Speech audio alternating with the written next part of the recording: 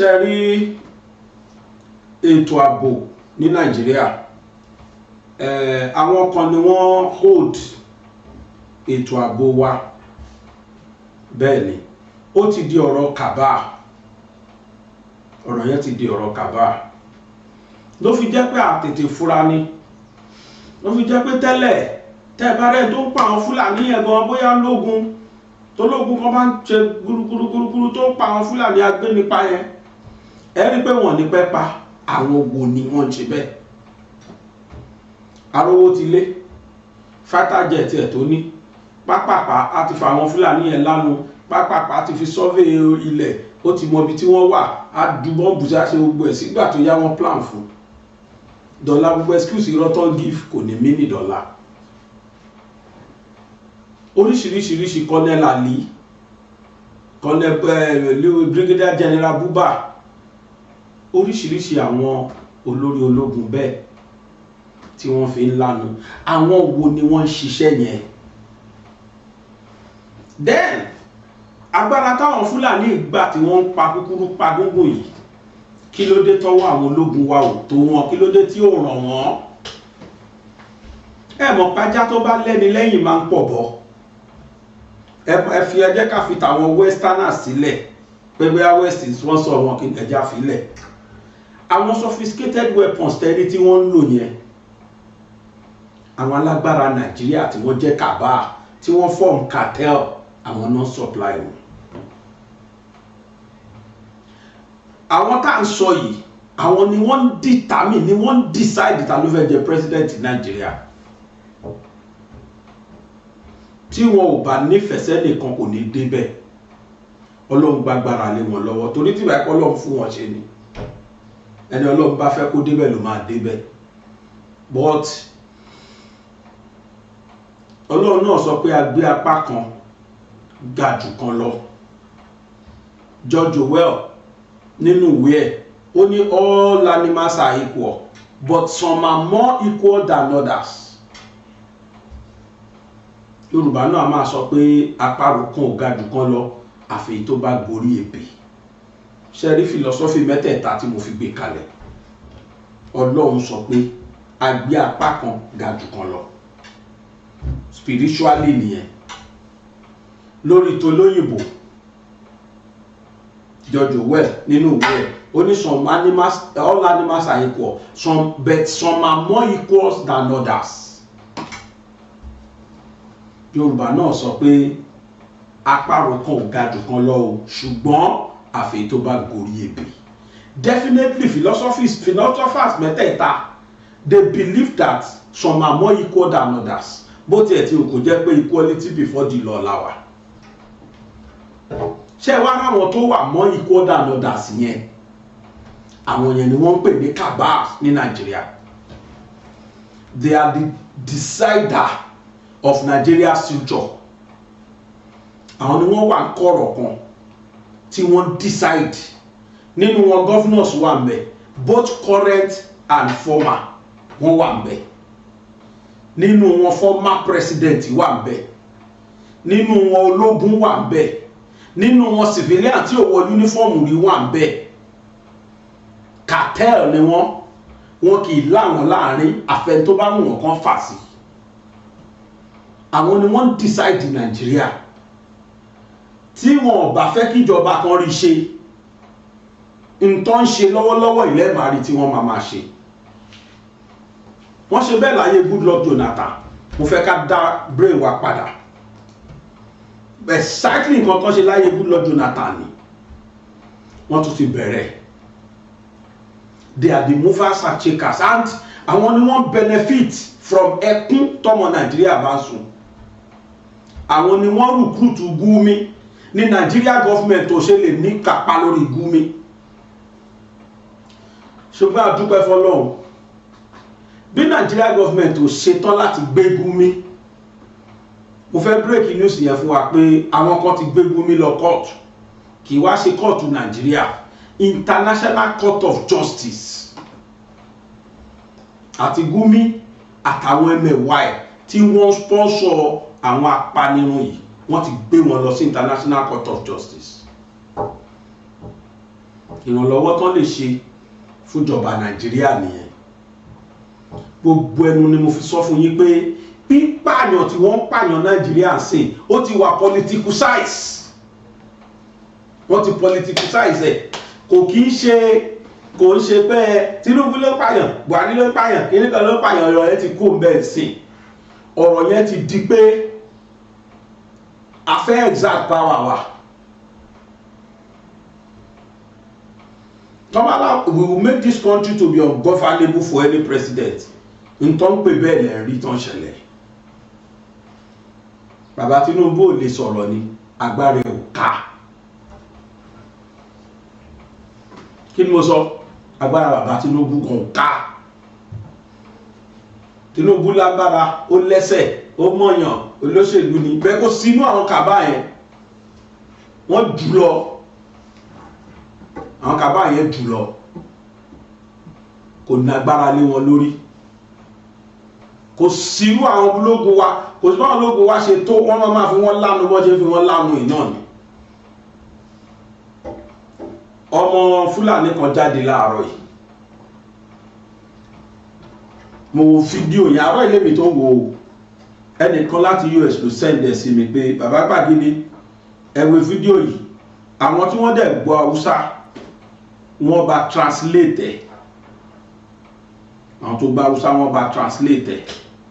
Àwọn nǹkan tó sọ yẹn. Àwọn tó gbọ́ Fúlàní tó gbọ́ Fúfúdè. Torí ó sọ Haúsá mọ́ Fúfúdè náà ni. Wọ́n bá translate tó sọ yẹn. Mi kọ́kọ́ believe nǹkan sọ pé ó ń wí yẹn. Ìgbà mo wá rí write up lé lórí, mo wá tó gbàgbọ́ wípé òdodo ni. Ẹ tó ṣe ẹ̀ fún mi ṣe write up nǹkan tán ló sọ. Bọ́ ẹnìkan dídí wá ṣe write up gọ́gọ́ lé lórí mi lọ òkè. A jẹ́ pé tọmọkùnrin yìí o kò kí ẹ̀ tó bá fẹ́ ṣẹlẹ̀ ni o. Ọmọkùnrin náà jáde láàárọ̀ yìí. Dẹ́mi rí láàárọ̀ yẹn jẹ́ máa pè láàárọ̀ yìí. Torí àárọ̀ ilé mi tó rí. Okay, àná ni 18 hours ago. Ó ní òun kí gbogbo ẹ̀yin ọmọ Nàìjíríà tẹ́ ń sọkún, ó lẹ́ẹ̀kú ẹkún o. Ó ní ṣé kò sọ fún yín, òun lẹ̀ wo ìbọn ìyẹn ni. Kò fi bò, kò dẹ̀ kí ẹ̀. Almost 10 minutes ló fi sọ̀rọ̀. Bẹ́ẹ̀ kò sọ English, èdè wọn ló sọ. Àwọn èèyàn wá bá tú pé irú wọ́ sí wo rèé. Ó lè jẹ́ kó sódodo fún yín, ó ní gbogbo yín lẹ̀ ní kíjọba wá gbà yín là, ó ní ìjọba ò lè gbà yín là lọ́wọ́ àwọn. Ó ní kódò lè wọ aṣọ tó ń wọ̀ yìí, ó lè bíbẹ̀ níbi tí wọ́n ṣe ní bó fọwọ́ kaṣọ yẹn, Ọlọ́run ọlọ́pàá láwọn ti gbàgbà táwọn pa. Ọlọ́run ọlọ́pàá, wọ́n kọ síbẹ̀ nínú kíní ìbáyìí ni o, ẹ jẹ́ ká fún wa ká gbọ́.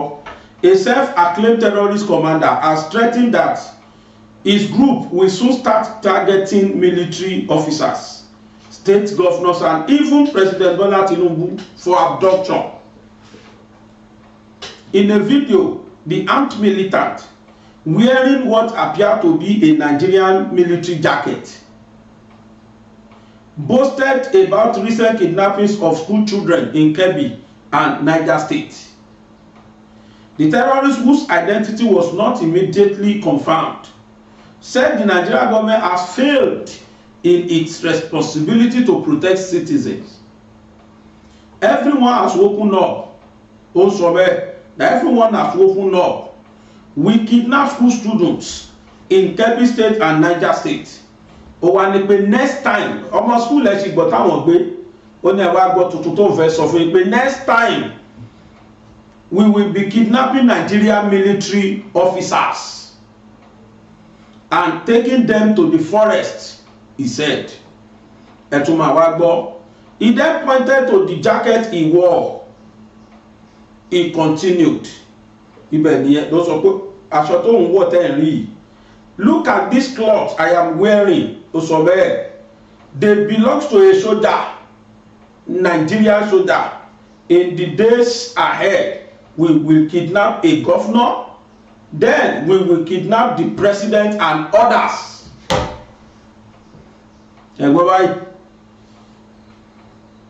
We are not concerned that they have arrested anyone. The government cannot secure you. ẹ má bẹ̀ gọ́fíńmẹ̀ntì kan gbà yín lẹ̀ mọ́ o, the government cannot secure you, kò síjọba tó lè gbà yín lẹ̀ o. Ẹ máa gbọ́ fọ́dà, ó ní you people should return to God to protect you. Ọlọ́run ní kẹ́ ẹ lọ máa bá o. Answer your wishes and wipe the tears from your eyes, he said. Ọlọ́run ní kẹ́ ẹ lọ bá o, ó ní kẹ́ ẹ sọ pé kó gbà yín lẹ̀ o, ó náà ní kẹ́ ẹ ní kó nomijé yín nù o. Gbogbo ìjọba tẹ̀ lóde yẹn ọ̀lẹ ni wọ́n o. Ó ní he ended the recording by greeting his followers on social media, saying, "No one among the big men can wipe your tears." Oníṣẹ́ rí olóhùn kí gbogbo àwọn tó ń tẹ̀lé òun lórí social media. Ọlọ́run sọ pé kò sí ẹnikẹ́ni nínú àwọn ẹni ńláńlá tẹ̀rí yẹn tó lè gbomijé lójú yín. We have woken up àti tají o. I greet all of you on social media. Have a pleasant day. Olóhùn kí gbogbo yín tẹ́ wà lórí social media pé kẹ́ ní ọjọ́ ayọ̀. On November 21, terrorists in the early hours of Friday morning stormed St. Mary's Primary School. Gbogbo yóò kàn wá. Ọlọ́kọ̀ 300 students, the attack comes 5 days. Gbogbo yóò kàn wá. Ètò ọmọkùnrin yẹn sọ ní ṣókí olẹ́gbọ́ tó sọ ó ń kí bí tí ń kí gbogbo wọn rèé, ẹni tó bẹ́rí kí gbogbo wọn, gbogbo yín ṣe lórí social media ní tó fẹ́ sọ fún yín lòun sọ yẹn aṣọ tẹ́rí tó ń wọ̀ yìí ìkànnú àwọn sójà ni lónìí. Gbogbo ìwà yẹn àwọn sì máa gbé sójà àìmọye, àwọn máa gbé àwọn ológun àìmọye, àwọn dẹ̀ máa gbé president commander in chief. Ẹjọ́ ṣé ká sọ pé àwọn mídíà wa, àwọn security wa, wọn ò lè track ọmọkùnrin kan mọ̀bí tó wà ní?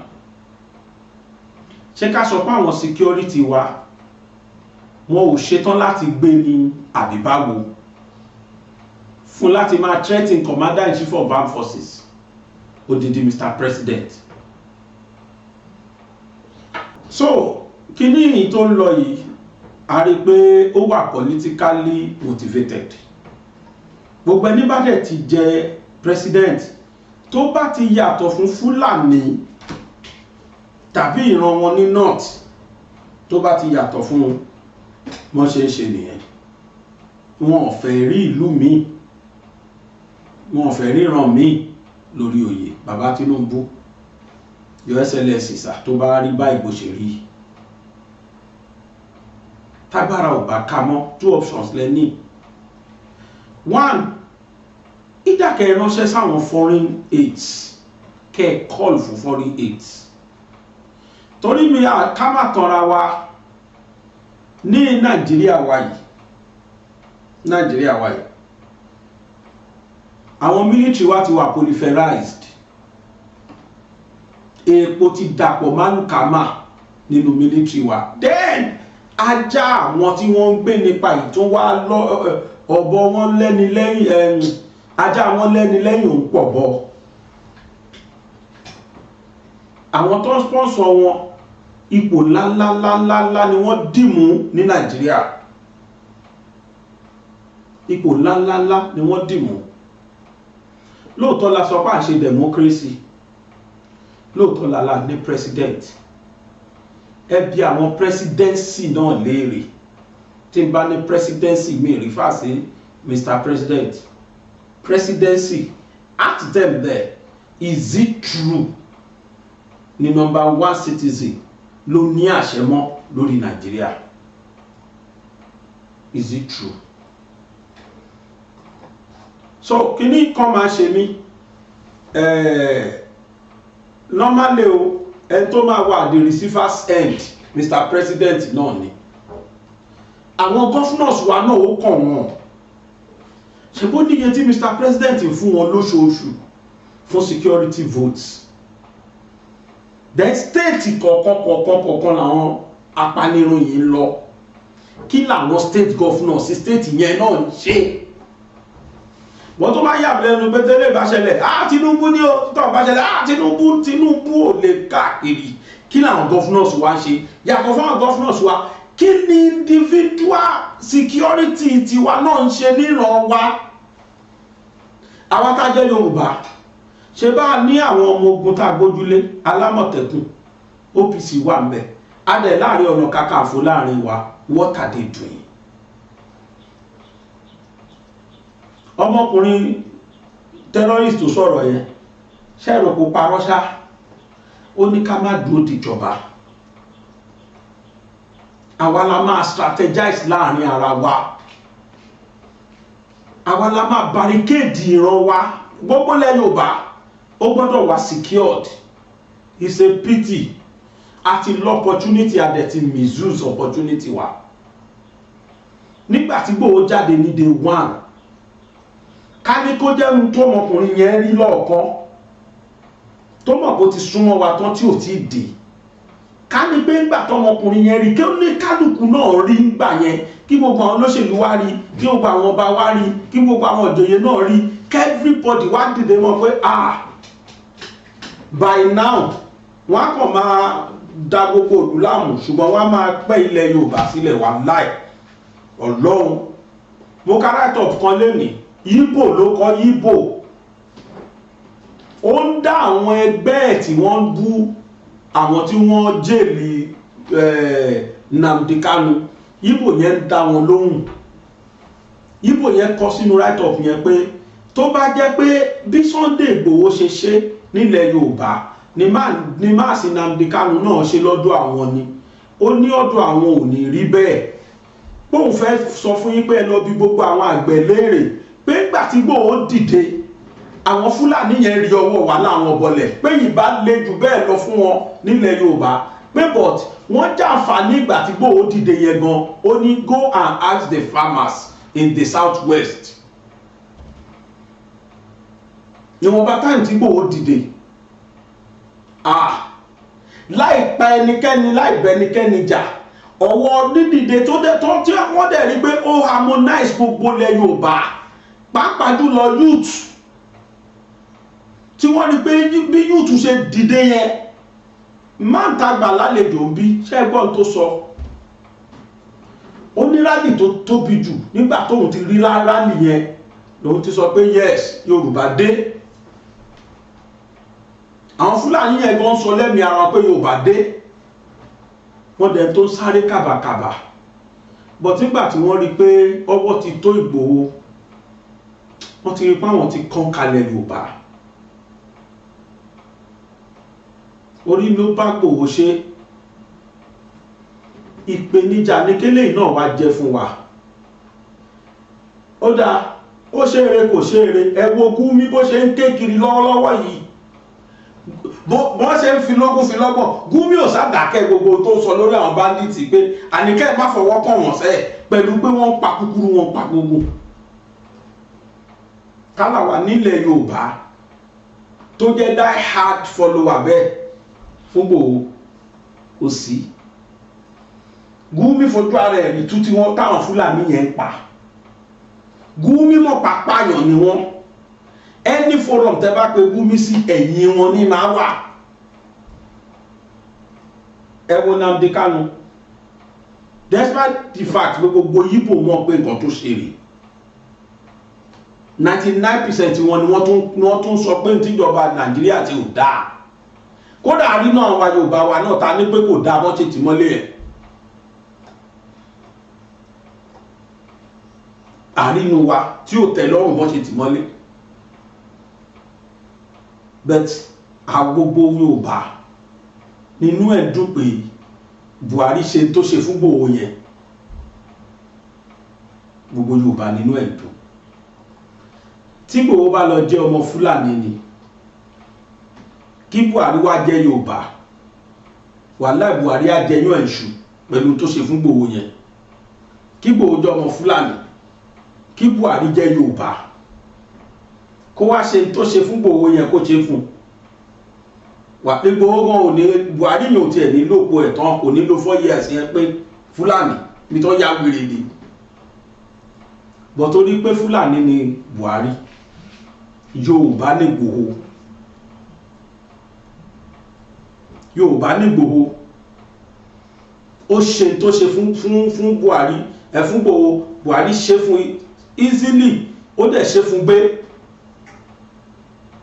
kódà ńgbà tí wọ́n gbé Mazi Nnamdi Kanu tí wọ́n jèlẹ̀ mo rí write up mo rí call látọ̀dọ̀ Yorùbá pé ó yẹ kán gbé Ìgbòho náà Yorùbá.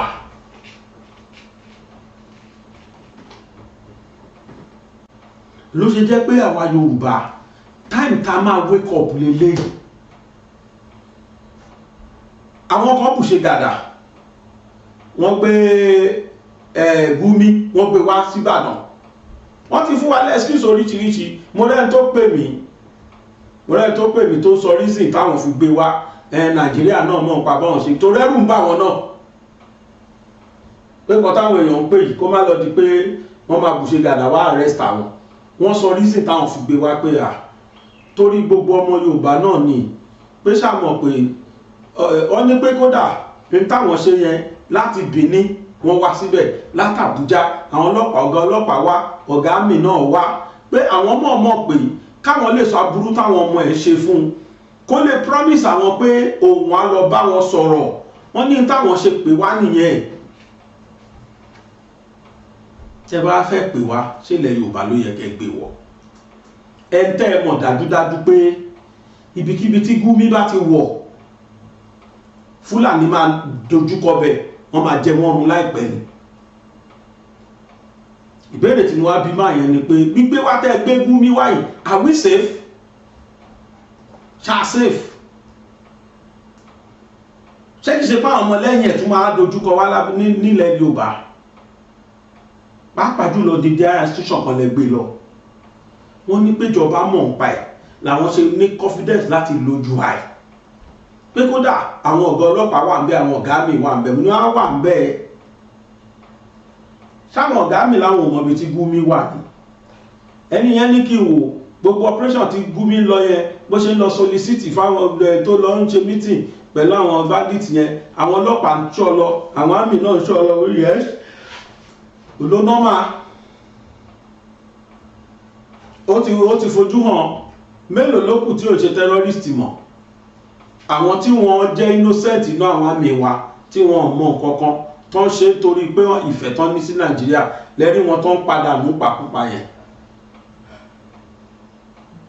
Brigadier General tí wọ́n mú táwọn bandit mú tán lọ pa ṣe báwọn kan ló ń bá chat ló ń send information ara ẹ̀ sí pé bí báyìí lòun wà o nǹkan báyìí ni o ìbáwọn kan náà leak out gbogbo ibi tó wà fún swap báwo tí wọ́n ṣe jẹ́ àníkà báàsù wà ní Nàìjíríà presently tí wọ́n ti sọ tó ń ṣẹlẹ̀ tó dáwọn gangan náà wá di gbogbo pípààyàn kiri tó wà yìí wọ́n ti politicize ẹ̀ méjì ní two options tó wà fún bàbá Tinubu ìdàkẹ́pín Nàìjíríà jẹ́jẹ́ ìdàkẹ́pín jẹ́jẹ́ káyédè máa kọ rere kìyìn láíláí ọ̀ kẹ́ ẹ kọlù fún foreign aid àwọn foreign aid ò tí ní gbà bọ̀dì àwọn bandit ò máa tán kó bọ̀ rí kẹ́ ẹ gbẹ̀mọ́ ẹ wá ọ́n ṣe bẹ́ẹ̀ ní ogun ọyá ẹ máa bọ̀ ẹ wá help mi eléyìí ti kọjá agbára mi. But if Nigeria government, if you people are still claiming that is still within your reach, let us see changes. Ojoojúmọ́ lẹ̀rù bà Nigerians báyìí. Ọkàn Yíbò ò balẹ̀, ọkàn Yorùbá ò balẹ̀, ọkàn Hausa ò balẹ̀, ọkàn gbogbo wa ni ò balẹ̀ báyìí. Ọkàn everybody ni ò balẹ̀ mọ́. Àmọ́ kí ló fẹ́ ṣẹlẹ̀? Gumi ò dẹ̀ yé sọ tó sọ lẹ́nu.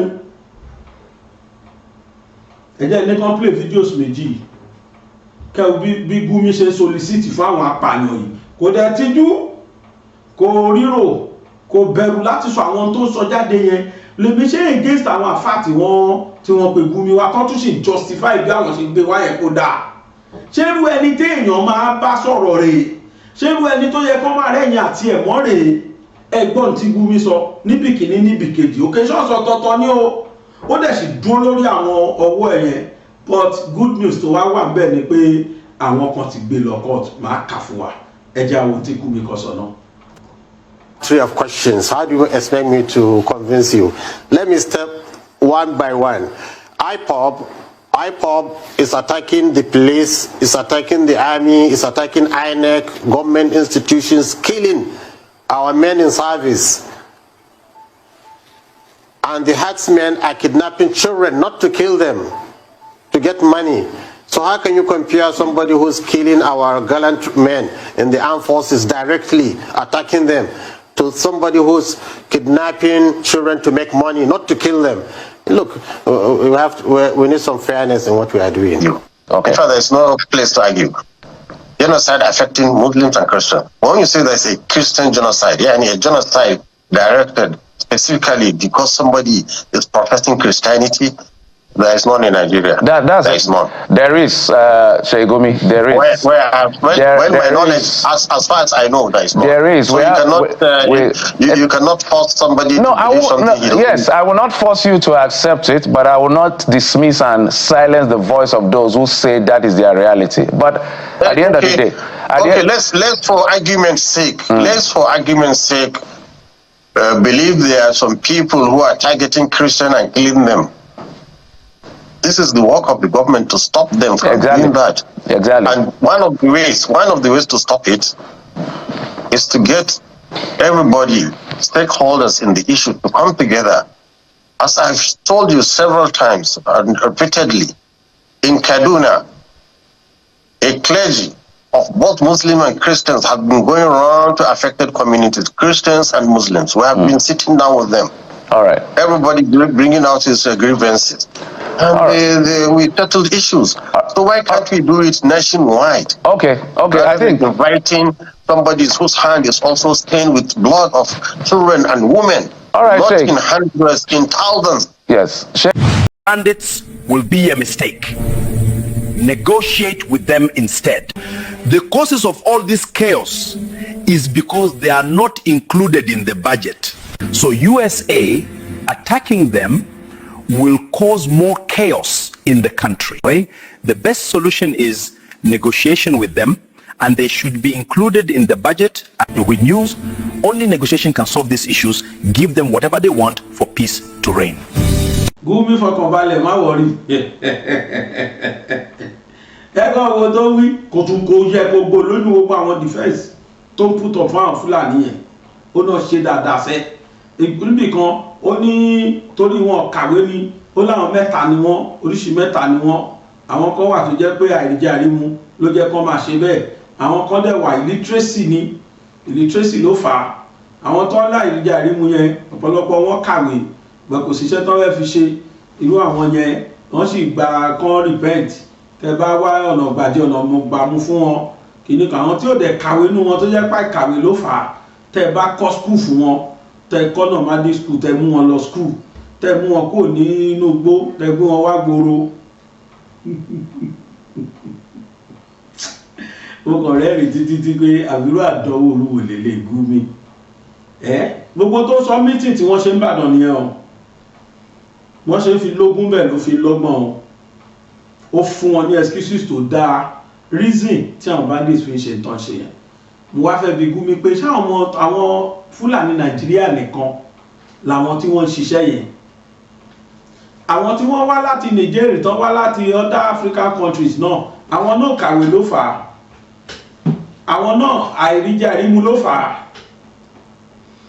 there is a responsibility Nigeria ní láti rán àwọn yẹn náà school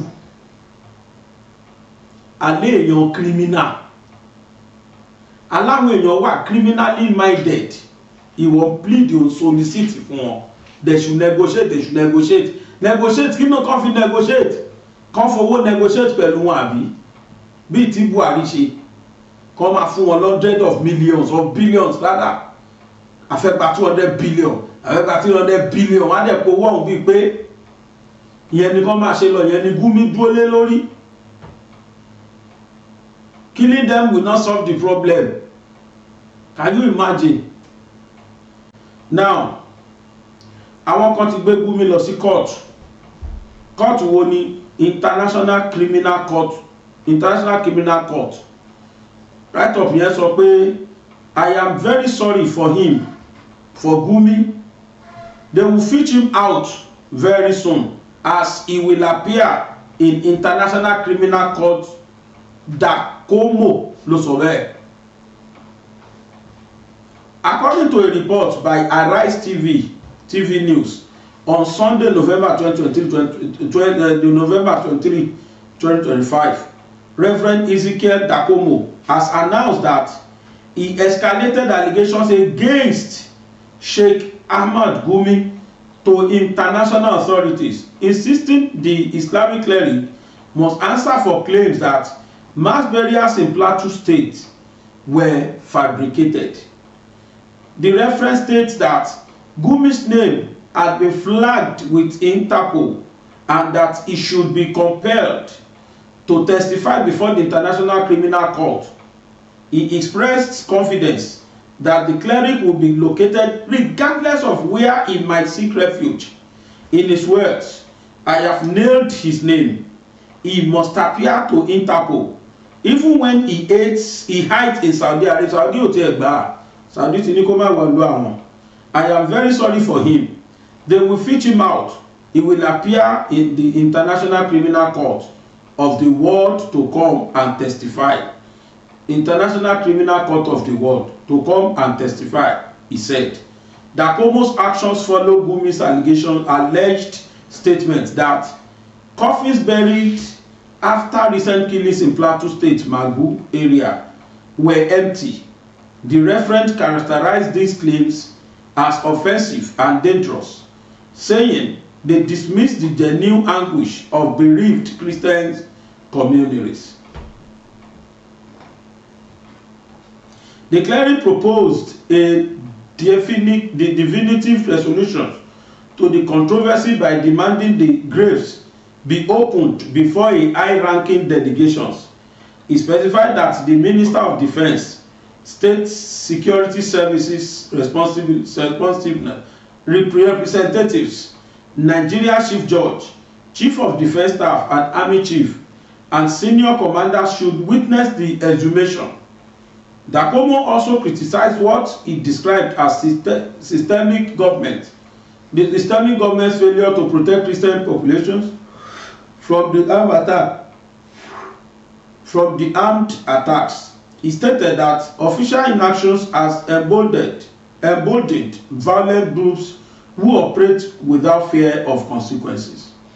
To prevent tampering with evidence, the referent refilled. He instructed youth in the affected village to maintain watch over the burial sites. He expressed concerns about potential nightmare operations to disturb the graves. The clergyman shared that he visited the burial site and prayed there, directing people of his social media to his social media where documentations of his grief could be found. He concluded by invoking spiritual judgment against Gumi, calling for divine accountability in the matter.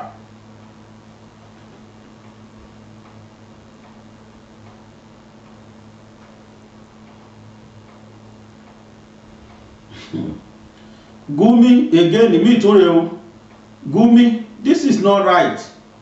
Ahmad Reactors, Gumi claimed bandits are poor, live in huts, they have nothing.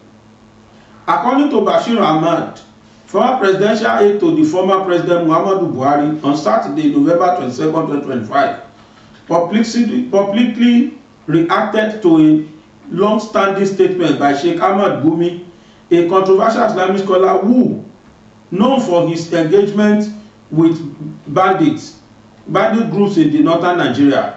In a post on his X, Ahmad quoted Gumi's 2021 remark, "Bandits don't live a luxury life. They live in huts. They have nothing.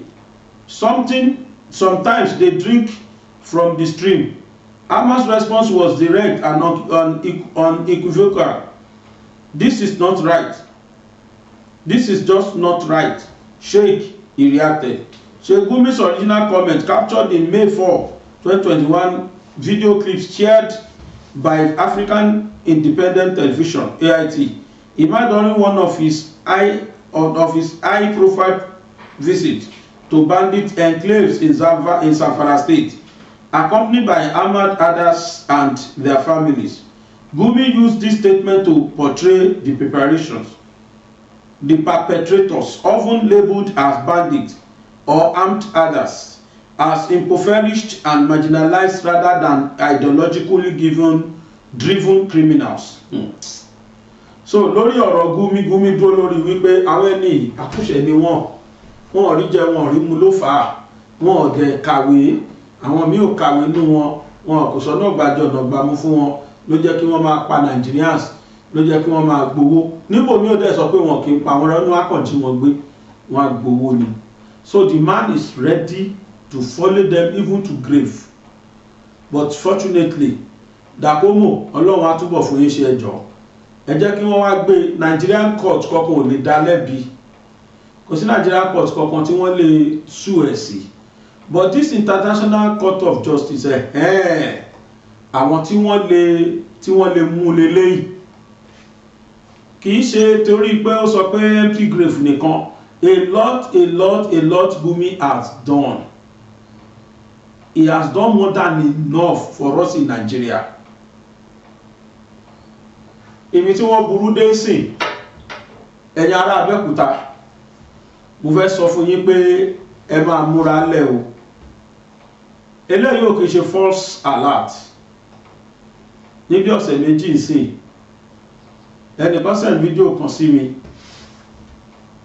Àwọn ẹran ní Toshin roundabout. Àwọn ẹran dẹ̀ kọ́ sódò for almost 10 minutes. Mọ̀ bí táwọn màálù yìí ti wá. Láìpẹ́ yìí ló ṣẹlẹ̀ o. Wọ́n kàn déédéé dá màálù wá ìlú Abẹ́òkúta. Wọ́n dẹ̀ kọ́ sódò for almost 10 minutes. Tí mọ́tò ráyè lọ rárá. Màálù tó wá máa fi 10 minutes kọjá bá lẹ ṣe rò pé màálù ọ̀hún ṣe tó dẹ̀ tún máa wá kọ́ sódò àárín wọn ò ṣe é gbà rárá. Bá mi ṣó fídíò yẹn káwọn èèyàn rí. Tọ́ṣì ọlọ́ ó lọ fún àṣẹ live at Tọ́ṣì ọlọ́ ó lọ fún àṣẹ ẹ̀rù màálù tó yẹ pọ̀ àwọn lè dá tráfíkì lẹ́ẹ̀rí o ẹ̀yìn kẹ̀ abẹ́ẹ̀rí tráfíkì ní Tọ́ṣì ní this is happen live ní Tọ́ṣì roundabout no movement ọlọ́sẹ̀ no movement they don go una abẹ́bí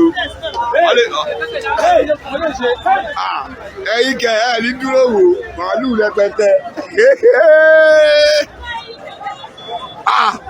ẹ gbà mí bí oríwé eléyìí o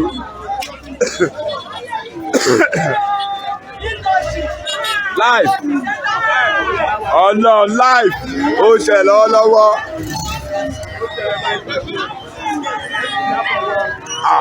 this is happening live mọ́tò lè lọ o. ẹ ṣáà rí Abẹ́òkúta la wà o Abẹ́òkúta Ògùn state Ìtọ́ṣì live ọ̀nà.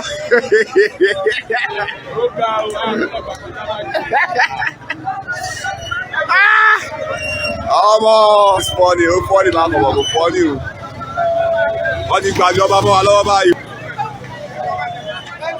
Ṣẹ́rí tó ṣẹlẹ̀ yìí tips of the iceberg ni o, ìtọ́wò lásán ni tí kì í tán bà.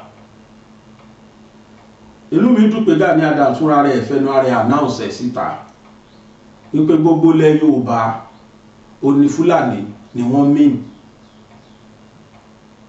Gani sọ pé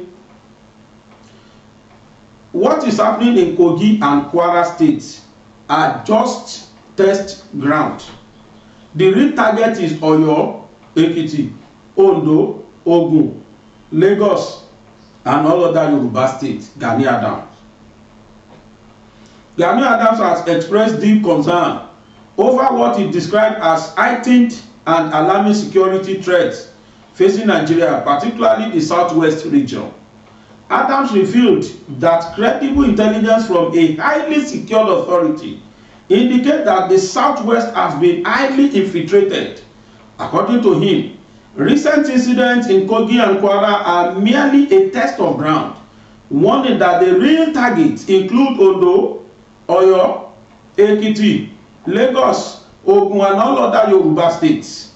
He stated that the situation is not purely domestic, stressing, "I can tell you this thing is being controlled by some foreigners. It even goes beyond Nigeria. Adams added that the motives behind these threats are tied to religion, economy, and ethnicity. Reacting to a recent comment by the Benue State Governor denying the existence of a Christian genocide in Benue, Adams disagreed strongly. He argued that when a race is attacking another race and trying to wipe them out of a community, it can only be classified as an attempt at extermination, he concluded.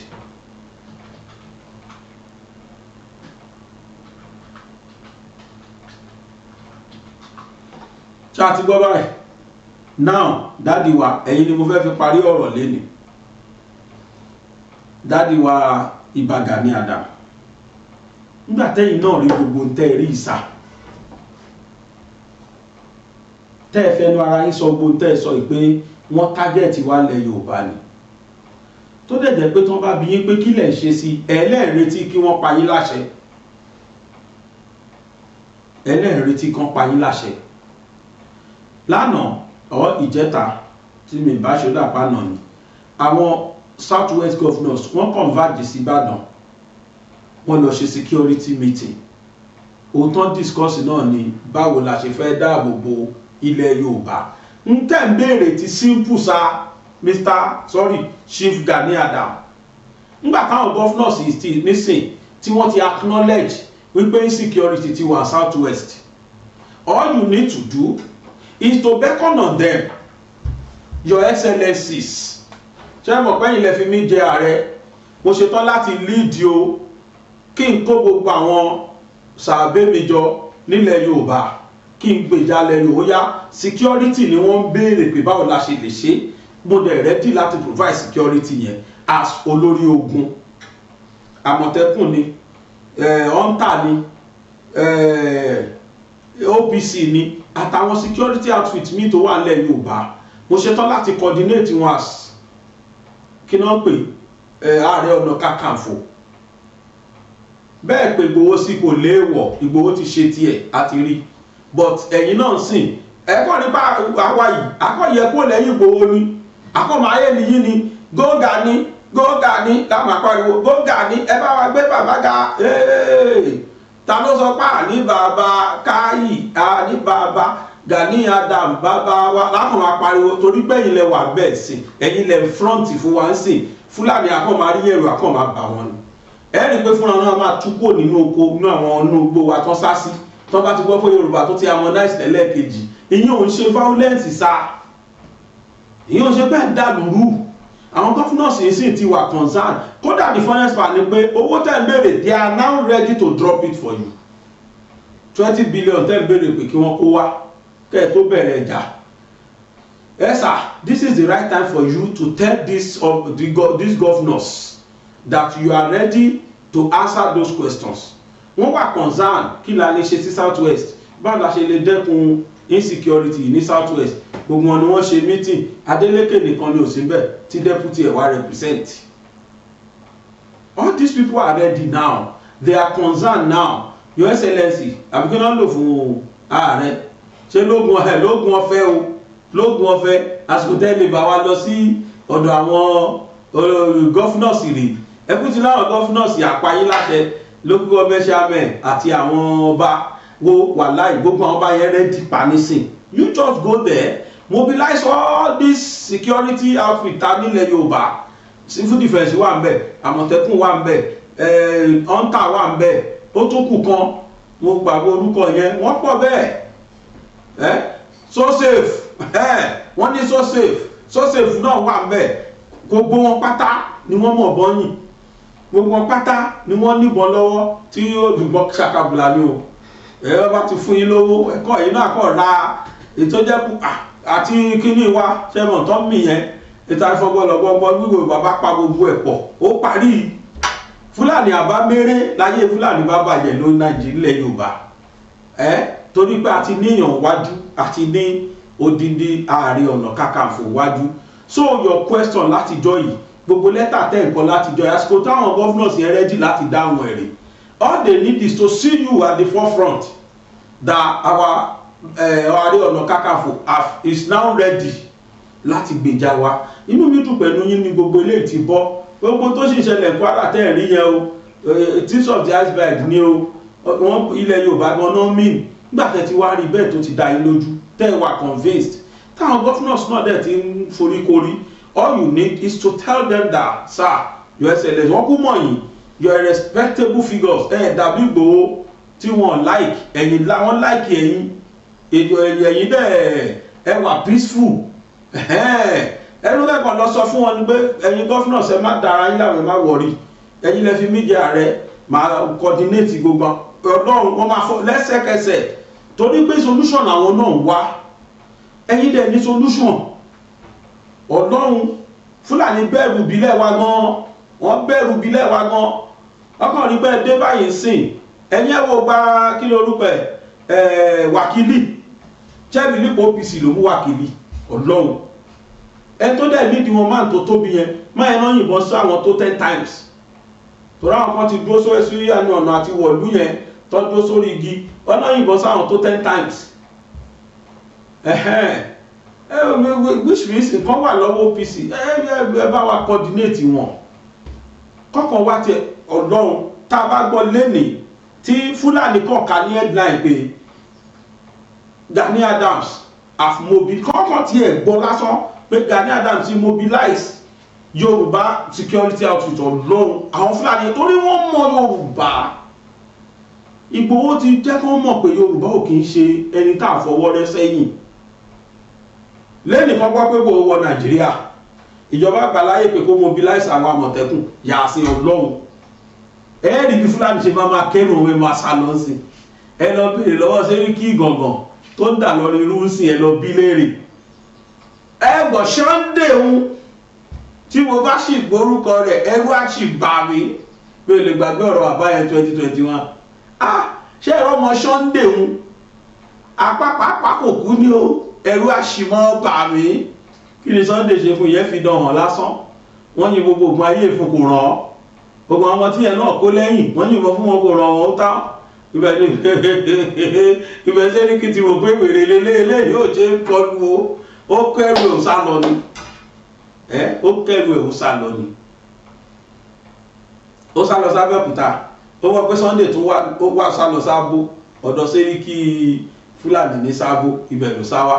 Nígbà tó gbọ́ pé Sunday tó ń bọ̀ lógún state ó tún mẹ́rẹ́ jọ ẹ̀ ló dé lọ́rin lókùtẹ̀ pa sí lọ́rin tí ò lọ́mọ ẹ̀. Ààrẹ Ọ̀nà Kakanfò wà láì yàsín ibi tí màá jókòó rè tí màá ti máa yìnyín màá máa rojọ́ ikú gbogbo ayé ni bóyá o ààrẹ wá ti ní tá à ń retí rèé o báwo ló ṣe kọrin yẹn lọ ẹni tá ti retí ti dé o láti wọ́n yóò máa pariwo àkódà oríṣiríṣi orin la máa fọ́ọ̀mù tá a máa yìnyín pé bàbá o Olúwa dá bàbá sí fún wa Gani a máa yìnyín ní orí ẹ̀dín ẹgbọ́ ẹ bá mobilize àwọn Àmọ̀tẹ́kùn àwọn OPC àti gbọ́n tó kù wà lásìkò táwọn governors yẹn rẹ́dì láti gbọ́ ti yín rè kò ní ìdípẹ́ ẹ̀dá ọwọ́ wú ṣùgbọ́n ẹ sọ fáwọn governors ẹ̀pẹ́ ti rẹ́dì they are ready for you too. Kò sọ́ba tó máa lóhùn rẹ́dì lásìkò yìí etí gbogbo wa ti nà kódà àwọn ọmọ Yorùbá kan máa sọ bákan wọn máa hàn ní pé ìṣẹ́jókòó ara yẹn àwọn bàbá wa ti dìde ọkàn wa kan balẹ̀ ni bàbá Gani Adams ẹ bá ṣe bẹ́ẹ̀. Ẹ jẹ́ kí n fẹ̀yìn èèyàn lẹ̀ pẹ̀lú àwọn tí bàbá wa Tinubu tí wọ́n láwọn rescue láti Ìlọrin àwọn ará Ẹrúkù tí wọ́n kó gbogbo wọn ni wọ́n ti gba freedom wọ́n kó wọn ní church ẹni tí ó gba freedom òun làwọn tí Fúlàní yẹn ti pa already àwọn tí Fúlàní yẹn ti pa already gbogbo àwọn tó kù tí wọ́n pa tán kó lọ gbogbo wọn pátápátá òun ni Ọlọ́run ti ṣeun tí gọ́ọ̀mù tí president wa tó ti gbà wọ́n lẹ̀ bó ṣe rí jọ yẹn níjẹta tí wọ́n kó wọn dé bó ṣe rí rèé ẹ̀rí pẹ́lú mi ìyá ti jẹ́ òrùgbẹ́ ti gbẹ́ gan-an àtọmọdé àtàgbà sódà irú ọmọ òkókó tá à ń wò yìí kí ló eléyìí ti lọ bá witness ọ̀dọ̀ Fúlàní àtàwọn ìyá arúgbó gbogbo àwọn tẹ̀wọ́ ìpátá ni wọ́n ṣẹ̀ṣẹ̀ kó wọn dé bó ṣe rí jọ náà ẹ̀jẹ̀ fi wálẹ̀ pẹ̀lú ẹ̀ ó yá o.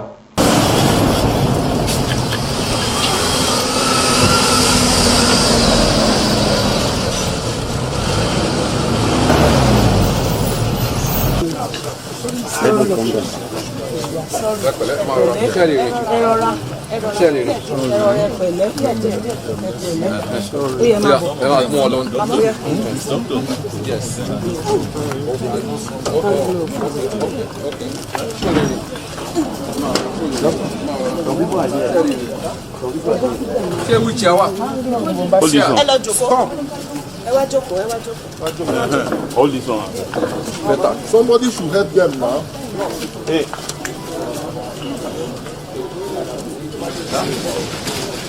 No, let them. After this one. Hold on. Hold on now.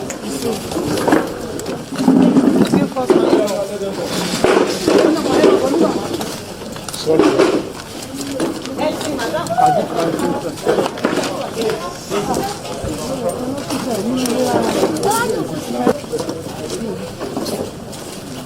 No, space, you are right. Space, you are right. Space, you are right.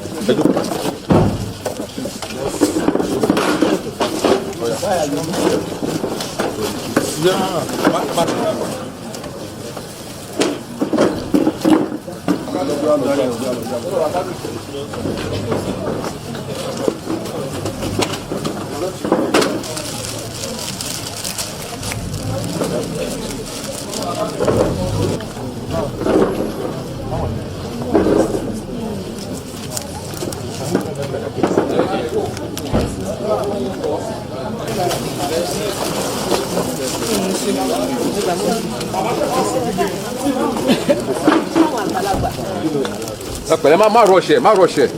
Don't rush it. Small.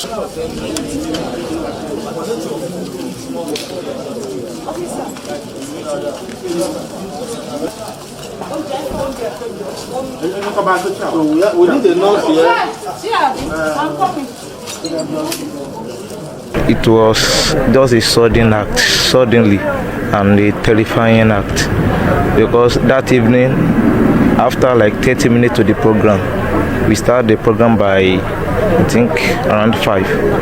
So like 30 minutes to the program, after all the praises, we just heard gunshot. Even to my own perspective, I didn't know it was gunshot. I think it was just sparkling of some wire. But by the time we get, they surrounded the whole church. Even some people, they begin to narrate that they are seeing drop of blood everywhere. Now, from that Tuesday to today, when you are released, what is the situation right there inside the bush? It was unimaginable, because when we got there, we really know that it was a dominated area by these evil people called bandits. Even they have the courage to tell themselves that we are bandits, and they make us to know that there's no one that can just slip away without being caught. And with what we see, nobody can escape. From that place they have dominated. They've knew all the routes surrounding all those bushes within Kwara and other states.